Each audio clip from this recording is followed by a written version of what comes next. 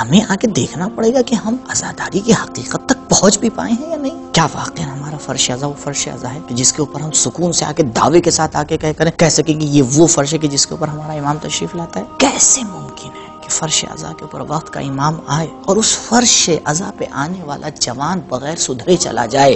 یہ کیسے ممکن ہے؟ امام اصلی وارث ہیں اس وقت عزاداری کے. صحیح. اگر ہم ابھی پرسہ دینا چاہیں تو کسے پرسہ دیں؟ امام آخر کو. زندہ امام کو ہی تو پرسہ بے دیں. شک مولا آپ عزت کا پرسہ. تو اگر ہمیں امام کو پرسہ دینا چاہ رہے ہیں تو ہمیں پہلے امام کو بلانا پڑے گا یا جانا پڑے گا؟ پتہ نہیں امام کہاں ہے. بلانا بہتر ہے. اور یہ بھی پتہ ہے کہ ہم بلائیں گے تو ہماری نہیں آواز پہ امام لبیک کہہ کے آئیں گے، لیکن اس کے لیے ہمیں شرائط کو مہیا کرنا پڑے گا. ہمیں ریاکاری کو عزاداری سے نکالنا پڑے گا. دکھاوا نہیں. ہمیں اسراف کو عزاداری سے نکالنا پڑے گا. ہمیں حرام کو عزاداری سے نکالنا پڑے گا. ہمیں جذبات کو عزاداری سے نکالنا پڑے گا. ہمیں خواہشات نفس کو عزاداری سے نکالنا پڑے گا. ہمیں نماز کو عزاداری سے نہیں ٹکرانا پڑے گا.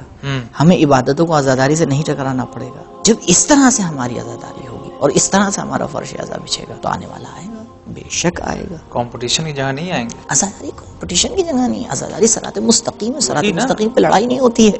صراط مستقیم پہ پوری کائنات چلتی ہے، ایک آدمی دوسرے سے نہیں ٹکراتا ہے. یعنی جہاں ہو رہا ہے وہ صراط مستقیم سے پھر ہٹ گیا ہے 100% بالکل روشن.